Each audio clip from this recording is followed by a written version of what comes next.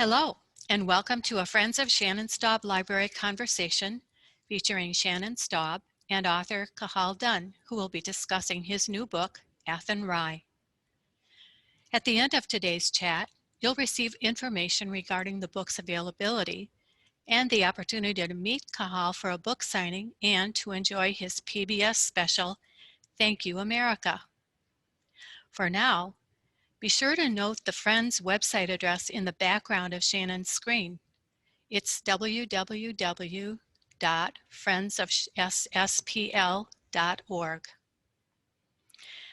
The first order of the day is to make some introductions. Shannon Staub, for which the Shannon Staub Library was named, hails from North Carolina, where she worked for the state's Employment Security Commission and was its first Equal Employment Opportunity Officer. Her career brought her to the city of Peterborough, Ontario, Canada, where she became CEO of the YMCA and then Director of Economic Development. A Canada, Florida snowbird with a home in Northport, Shannon eventually chose to make Sarasota County her permanent home. Increasingly involved in local politics, in 1996, she was elected as a Sarasota County Commissioner representing Northport, Englewood, and Venice. Throughout her 14 years of service as a commissioner, Shannon championed libraries. After retiring from the commission, in 2012, she focused her attention on bettering our public libraries. She was the founding president of the newly created Library Foundation of Sarasota County, where she served for 7 years and where she continues to be active. Passionate about libraries, Shannon has been an invaluable guiding resource for our Friends group, where she serves on our advisory committee. We are delighted that she will be chatting today with author Cahal Dunne, who likewise appreciates the importance of libraries. Cahal Dunne is a singer, songwriter, pianist, and storyteller. In 1979, he represented Ireland in the world's biggest song competition, the Eurovision Song Contest in Israel, with his song, Happy Man. His alma mater is the University College in Cork. The nephew of Jack Lynch, the former Prime Minister of Ireland, Cahal is still well known in Ireland. He immigrated to the United States in 1983 and has since built a loyal following throughout America. He has hosted his own television show, a PBS special entitled Thank You, America, and has sung for several American presidents. Here in Florida, Cahal founded Choir Play, a mixed-voice choral group which performed with him in 2019 in a successful fundraiser for the Friends of Shannon Staub Public Library. In fact, during that show, with the choir providing the music, Cahal asked Shannon to dance with him, and she graciously accepted, to the delight of the whole audience. Athenry, the subject of today's conversation, is Cahal's second book. His first, Put Your Rosary Beads Away, Ma, is the semi-autobiographical tale of a young man's musical dreams in 1970s Ireland. Cahal lives in Pittsburgh with his wife Kathleen and their rambunctious dog Frankie, and he is well known here because he spends the first 3 months of the year traveling around Florida to perform for appreciative audiences. And now for that conversation. Shannon, would you begin today's chat about Athenry with a most obvious question for Cahal? Thank you, Judy, for the introductions. And I just want to tell you, Cahal, I loved your book. I was a little skeptical because I'm not really into history, but you did the history and you made the characters just come alive, and I was turning the pages faster than I could read almost. So I just wanted to tell you that personally, I thought it was fantastic. I'm delighted, Shannon, and it's good to see you today. Thank you, and you too. Your good friend and our good friend, Judy Savala, was a big part of the book. I'm sure yes, you know. I saw that.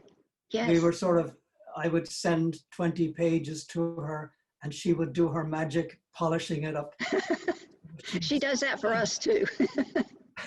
So, okay, He let's is start. Why spectacular. don't we start out? I just wondered about the title, Athenry. How did you come about choosing that, and why did you choose it? Athenry is a little village in Galway, but the reason for Athenry is there's a song written in the 1970s by a guy called Pete St. John. He called it The Fields of Athenry, and it's a folk song about a couple falling in love, having a child, and he stealing some food to save his family during the famine. And he was shipped off to the penal colony in Australia, never to be seen again. And the song is like our second national anthem. You could have 80,000 people at our biggest stadium in Dublin screaming and roaring the song at the top of their voices. And it's huge. So I thought it would be a good idea to call it Athenry because the Irish diaspora would immediately sort of associate the famine story with the title. And it was better than any other title I could come up with. So that's the reason for Athenry. And I think that that the story with the potato famine, could you just sort of go over that for those of the readers and people? Well, most people know that around 1845, the potato was blighted, came in from South America on the ships. And for 4 years, it just was a disaster. The potatoes were, you couldn't eat them. But the real story behind it was like, there was plenty of food in Ireland, but it was a classic American Indian story. We had the land, the English came in and they kicked us off the land. And we were sort of, if we were lucky, we could rent some few acres back from the landlord. And that's what happened to most people. And they were farming their crops, they were delivering their cattle and the sheep, but and they were allowed sort of a small little area, and the best sort of nutritious thing was the potato that kept a family going, and buttermilk and a few chickens if you were lucky. And then the potato collapsed in 1845, and sadly it was sort of like a nuclear bomb went off in Ireland.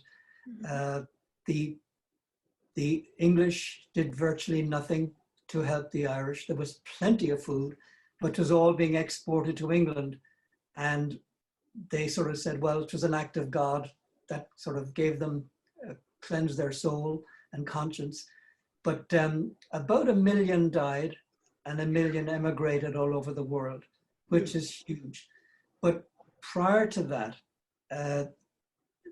we, the Catholic Irish, we backed King Charles, and the English were Protestant, and they were led by King William. There was a big battle in Ireland, and the King William won. And they were always threatened by the French maybe coming in, attacking them, again, French being Catholic at the time. So they decided that they would impoverish the Irish as best they could. And so they brought in what they call the penal laws. And that was there from 1695 to 1829. And it forbade the Irish Catholics to practice their religion, to own any land, to speak their own language. It was a policy of extermination. And they'd either get them off the land or get them off the island. And it was, as I said, it was sort of the equivalent of a nuclear bomb in Ireland. Well, I like the way that you put the penal law list in your introductory pages. I mean, just starting out to read the book and you see that, it's horrifying. It is, isn't it? I mean, like they totally emasculated the Irish, totally. It was disgraceful. But the Irish were very resilient. Mhm. And I learned a lot, and I learned to I'm so proud to be Irish after writing the book. Um, it took me 3 years of researching it. And then when the lockdown happened this past March, all of us musicians were silenced. I came home to Pittsburgh and I had about 15 big copy books of facts and things and stories. And I just sat down and I put the book together. It honestly saved me from, getting depressed about everything that was going on, because I wasn't working. But I wrote the book, and I'm honestly surprised and thrilled at the reaction.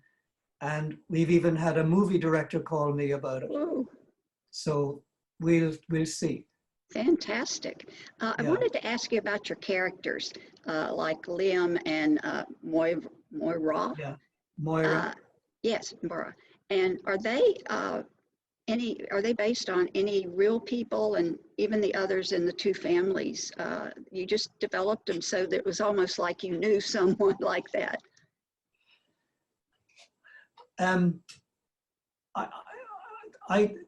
They were innocent, simple farming people that grew and evolved with everything that happened around them. All hell broke loose. And they were fortunate enough to actually still have a little house. They were by the water. They were able to fish. They were able to steal a little bit of the landlord's fish that was going to the house, and the big house. And they were smart. And Liam was fighting in the resistance. Nobody knew that.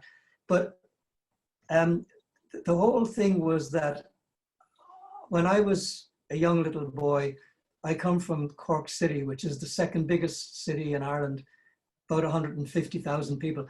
But when I was 11, we learned Irish in school. We grew up speaking English because that was our history. But I went down to Kerry, to west of Dingle, for 3 months in a school period, semester, as you say here. And I lived with Irish farmers. And this is a whole new deal. There was no bathroom, no electricity. But I cried my heart out when Mum and Dad drove away in their Volkswagen. But I cried 3 months later leaving it. Mhm. It's the most gorgeous part of the world. They were amazing people living off the land, surviving the Ireland of the West with the weather.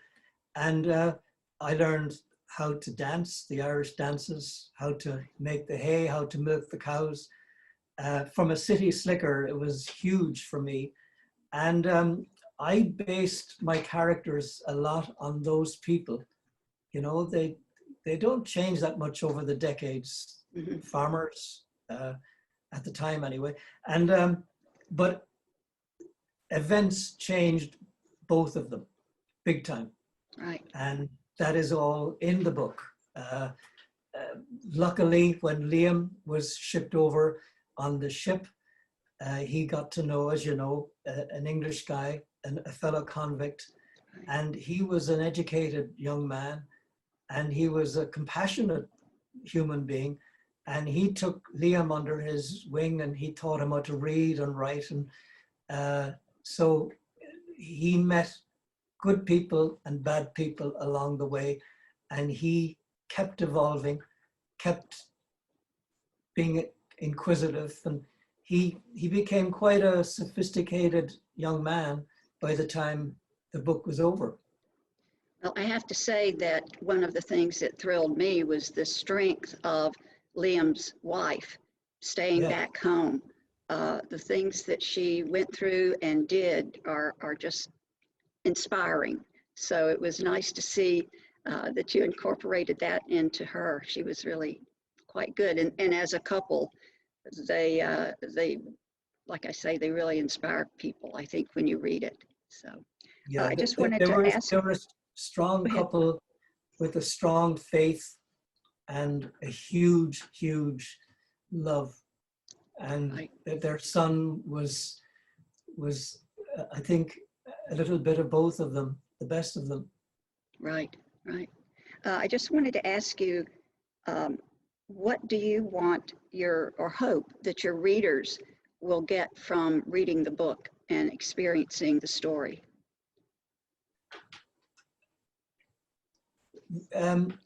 Well, hopefully a greater respect for their ancestors if they're Irish, and an education for the people that are not. I mean, a lot of people in Ireland know very little about the famine because we were ashamed of it. We were traumatized by it. We didn't want to talk about it. And certainly the English haven't a clue. I mean, but the winners of history are the ones that can write history. And sometimes a lot of history is left out by the winners because they're ashamed of it or whatever. And I do think that the biggest thing that I got out of it was a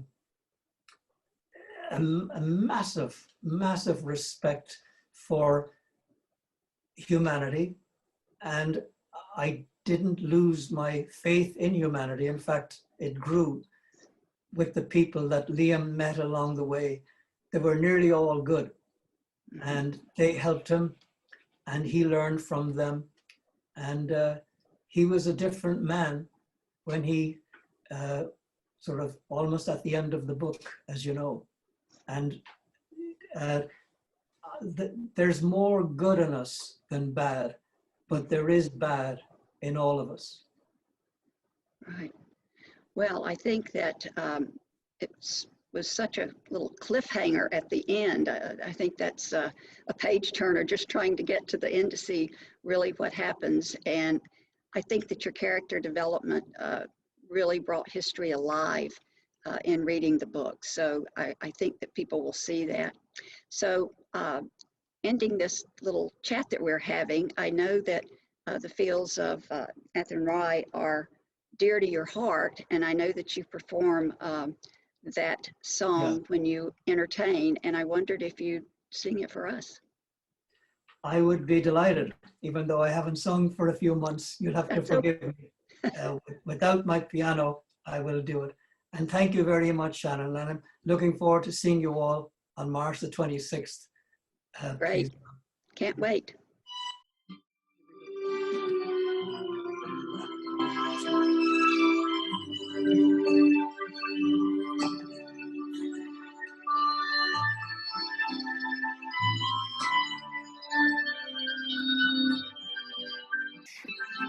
I think so. Prison wall, heard a young girl calling, Michael, they are taking you away, for you stole Trevelyan's corn, so the young might see the morn. Now a prison ship lies waiting in the bay. Low lie the fields of Athenry, where once we watched the small free birds fly. Our love was on the wing, we had dreams and songs to sing. Now it's lonely round the fields of Athenry. By a lonely harbor wall, you watch the marman calling, Nothing matters, Mary, when you're free. For against the famine and the crown, I rebelled, they ran me down. Now you must raise a child with dignity. Low lie the fields of Athenry, where once we watched the small free birds fly. Our love was on the wing, we had dreams and songs to sing. Now it's lonely round the fields of Athenry.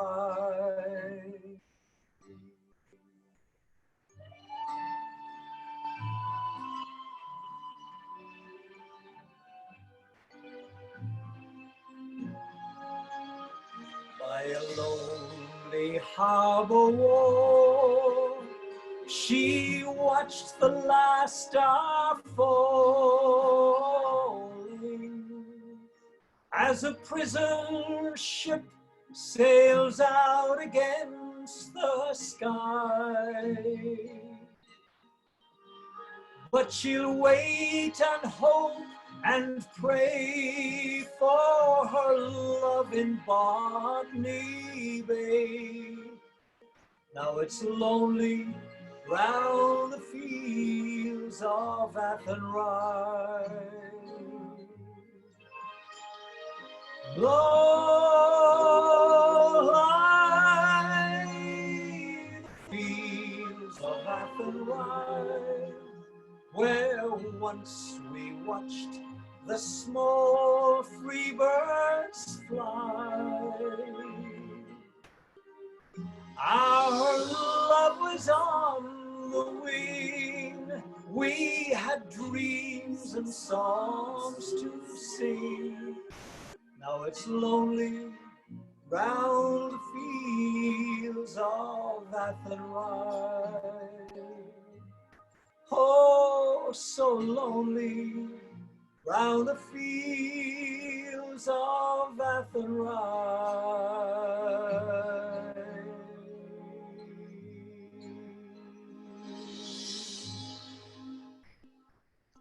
That was beautiful, beautiful. And look forward to seeing you on March 26th. It's been an honor and a pleasure to talk with you today. Mine too, Shannon. All Thank the very, you. very best. Thank you. Bye. Thank you, Shannon and Cahal, for bringing the story of Athenry to life for our audience members who are now likely to be eager to read it. I know that a copy of Athenry is circulating in the Sarasota County Library System. And if you'd like to get the book, one place you can get it is on Cahal's website, which is cahaldunne.com. And there's another way. In fact, it's a twofer. Go to the Friends website, www.friendsofsspl.org, for details for obtaining the book and the link to his 90-minute Thank You America PBS special. It's a treat you can download and watch often and at your leisure with family and friends. Cahal will be at the Shannon Staub Library all day Friday, March 26th, talking about and reading from Athenry. He'll be singing the song which inspired it and signing copies. Again, details are at our website, www.friendsofsspl.org. Thank you, Shannon and Cahal, and thank you, our viewers, for joining us today.